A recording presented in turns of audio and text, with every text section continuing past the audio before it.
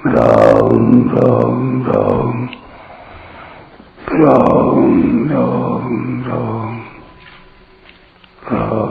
राम राम नारायण नारायण।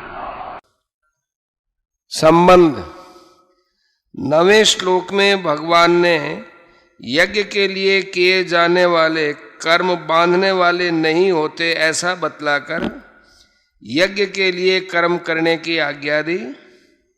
उस आज्ञा को ब्रह्मा जी के वचनों द्वारा पुष्ट करके 9वें श्लोक में कहे गए अपने वचनों से एक वाक्यता करते हुए आगे के श्लोक में यज्ञ करने और न करने के फल का स्पष्ट विवेचन करते हैं।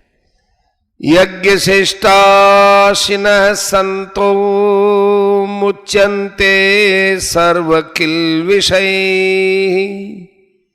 भुंजते ते त्वगम पापा ये पचन्त्यात्म कारणात्।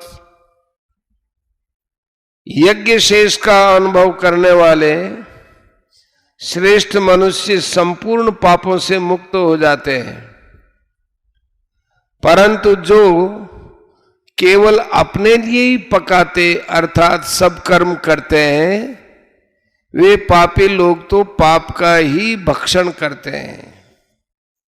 व्याख्या। यज्ञ शिष्टाशिनः संतः कर्तव्य कर्मों का निष्काम भाव से विधि पूर्वक पालन करने पर यज्ञ शेष के रूप में योग अथवा समता ही शेष रहती है।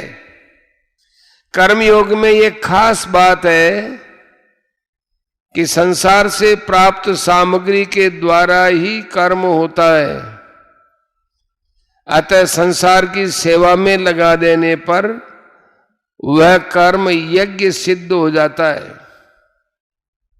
यज्ञ की सिद्धि के बाद स्वतः अवशिष्ट रहने वाला योग अपने लिए होता है। यह योग या समता ये यज्ञ शेष है जिसको भगवान ने 4थे अध्याय में अमृत कहा है। यज्ञ श्रेष्ठा अमृत भुजय मुच्यन्ते सर्व किल विषयी। यहां किल विषयी पद बहुवचनांत है जिसका अर्थ है संपूर्ण पापों से अर्थात बंधनों से, परंतु भगवान ने इस पद के साथ सर्व पद भी दिया है जिसका विशेष तात्पर्य यह है कि यज्ञ शेष का अनुभव करने पर मनुष्य में किसी भी प्रकार का बंधन नहीं रहता। उसके संपूर्ण कर्म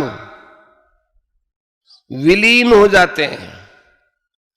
संपूर्ण कर्मों से तात्पर्य है कि संचित प्रारब्ध और क्रियमाण सब लीन हो जाते हैं। गीता 4था अध्याय 23वां। संपूर्ण कर्मों के विलीन हो जाने पर उसे सनातन ब्रह्म की प्राप्ति होती है। गीता 4:31। इसी अध्याय के 9वें श्लोक में भगवान ने यज्ञार्थ कर्म से अन्यत्र कर्म को बंधन कारक बताया और 4थे अध्याय के 23वें श्लोक में यज्ञार्थ कर्म करने वाले मनुष्य के संपूर्ण कर्म विलीन होने की बात कही। इन दोनों श्लोकों में अर्थात तीसरे के 9वें और चौथे के 23वें में जो बात आई है वही बात यहां सर्व किल विषयी पद से कही गई है। तात्पर्य है कि यज्ञ शेष का अनुभव करने वाले मनुष्य संपूर्ण बंधन रूप कर्मों से मुक्त हो जाते हैं। पाप कर्म तो बंधन कारक होते ही हैं। सकाम भाव से किए हुए पुण्य कर्म भी फलजनक होने से बंधन कारक होते हैं। यज्ञ शेष माने समता का अनुभव करने पर पाप और पुण्य दोनों ही नहीं रहते। बुद्धि युक्तो जहाती है उबे सुकृत दुष्कृते, दूसरे का 50। अब विचार करें कि बंधन का वास्तविक कारण क्या है। ऐसा होना चाहिए और ऐसा नहीं होना चाहिए, इस कामना से ही बंधन होता है। यह कामना संपूर्ण पापों की जड़ है। 3 का 37। अतः कामना का त्याग करना अत्यंत आवश्यक है। वास्तव में कामना की कोई स्वतंत्र सत्ता नहीं है। कामना अभाव से उत्पन्न होती है और स्वयं सतरूप में किसी प्रकार का अभाव है ही नहीं और हो सकता भी नहीं। इसलिए स्वयं में कामना है ही नहीं।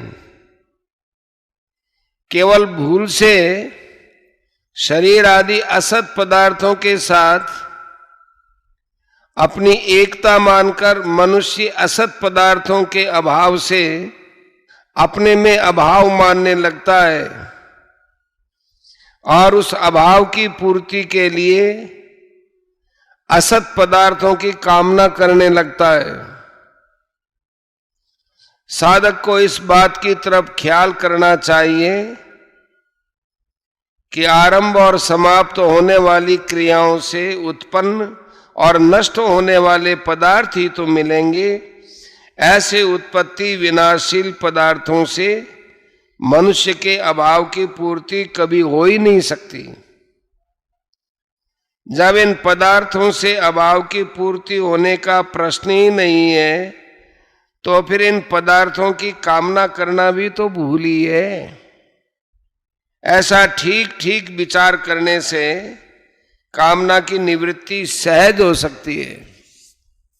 हाँ, अपने कहलाने वाले शरीर आदि पदार्थों को कभी भी अपना तथा अपने लिए न मानकर दूसरों की सेवा में लगाने से इन पदार्थों से स्वतः संबंध विच्छेद हो जाता है, जिससे तत्काल अपने सत स्वरूप का बोध हो जाता है। फिर कोई अभाव शेष नहीं रहता।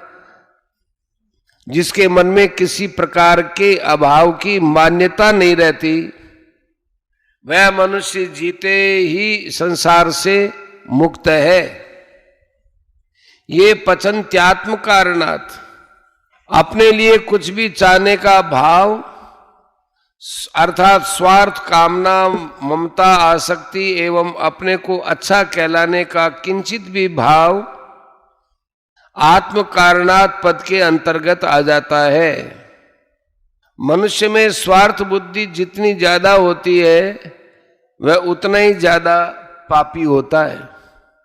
यहां पचंती पद उपलक्षक है, जिसका अर्थ केवल पकाने से ही न होकर खाना पीना, चलना बैठना आदि समस्त सांसारिक क्रियाओं की सिद्धि से है।